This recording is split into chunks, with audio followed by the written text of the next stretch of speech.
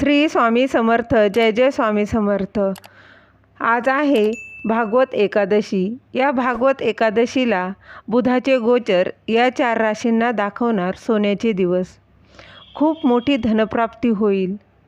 म्हणूनच या राशीत तुमच्या देखील राशीचा समावेश आहे का यासाठी व्हिडिओ शेवटपर्यंत पहा. अजिबात स्किप करू नका. त्या कोणत्या 4 राशी आहेत जाणून घेऊया.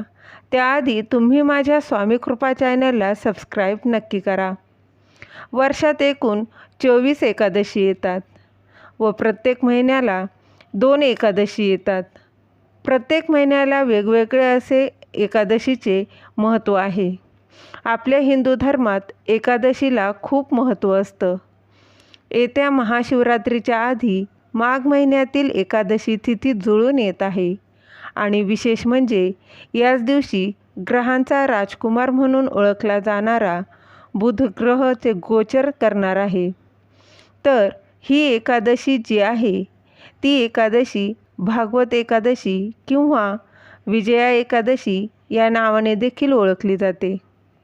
उदय तिथीच्या वेळेनुसार ही एकादशी कोणत्या दिवशी साजरी केली जाणार आहे, कारण विजया एकादशी ही 6 मार्च म्हणजेच आजच 6:31 सुरू होणार आहे आणि त्याची तिथी दुसऱ्या दिवशी 7 मार्चला 7:12 संपणार आहे. या तिथीचा जास्त कालावधी हा 6 मार्चला असल्यामुळे आपल्याला पूजा उपवास हा आजच 6 मार्चला करायचा आहे आणि दुसऱ्या दिवशी 7 मार्चला बुधाचे मीन राशीत गोचर होणार आहे. म्हणूनच या शुभयोगात काही राशींना सोन्याचे दिवस येणार आहे असे काही चिन्ह आहेत. म्हणून या राशीत तुमच्या देखील राशीचा समावेश आहे का? तर पहिली रास आहे ती म्हणजे मेष रास. मेष राशीच्या कुंडलीत मीन राशीत बुधाचा प्रभाव शुभ असणार आहे. वैदिक ज्योतिषशास्त्रात बुध हा बुद्धी, चातुर्य, धन तसेच वैभव यांचा कारक मानला जातो. त्यामुळे या काळात तुमच्या बुद्धीच्या बळावर तुम्ही प्रचंड धनप्राप्ती करू शकता.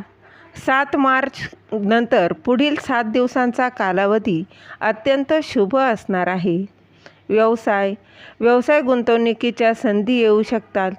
त्याचबरोबर तुम्हाला कोणताही निर्णय घ्यायचा असेल तर तो पूर्ण अभ्यास करून घ्यावा. असं केल्याने तुम्हाला मोठा लाभ होणार आहे. आरोग्य चांगले असणार आहे. तसेच आई-वडिलांकडून काही भेटवस्तू मिळू शकतात. यानंतर दुसरी रास आहे ती म्हणजे मिथुन रास. मिथुन राशीला बुध ग्रहाच्या प्रभावाने समाजात मानसन्मान प्राप्त होऊ शकतो. येणारा प्रत्येक दिवस तुम्हाला धनलाभ मिळवून देऊ शकतो. त्याचप्रमाणे कुठे गुंतवणूक केली असेल तर ती तुम्हाला फलदायी ठरणार आहे. बुध ग्रहाच्या प्रभावाने समाजात मानसन्मान प्राप्त होऊ शकतो. येणारा प्रत्येक दिवस तुम्हाला धनलाभ मिळवून देऊ शकतो. त्याचबरोबर शेअर बाजारात देखील फायदा संभवतो. पती पत्नीच्या नात्यात गोडवा येईल.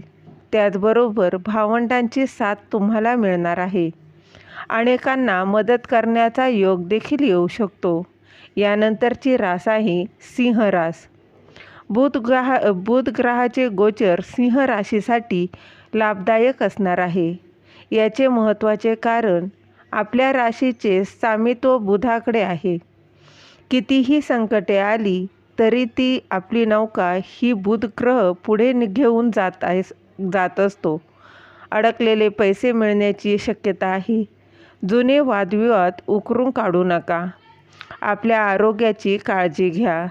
त्याचबरोबर आपल्या नशिबात बोलण्याच्या बळावर धनलाभ संभवतो. अत्यंत काळजीपूर्वक शब्द वापरा. यानंतरची रास आहे कन्या रास. कन्या राशीला आर्थिक दृष्टीने भरभक्कम होण्याची संधी घेऊन आलेले बुधाचे गोचर असणार आहे. कामाच्या ठिकाणी प्रगती होईल. आर्थिक लाभ देखील संभवतो. त्याचबरोबर वैवाहिक आयुष्यात मागील काळात आलेला दुरावा एखाद्या लहान प्रसंगाने देखील दूर होऊ शकतो. कौटुंबिक सुखामुळे मानसिक शांतता मिळू शकते. या राशींसाठी भागवत एकादशी शुभयोग घेऊन आलेली आहे. जर ही माहिती तुम्हाला आवडली असेल तर लाईक करा, शेअर करा, सबस्क्राईब करायला विसरू नका. श्री स्वामी समर्थ. जय जय स्वामी समर्थ.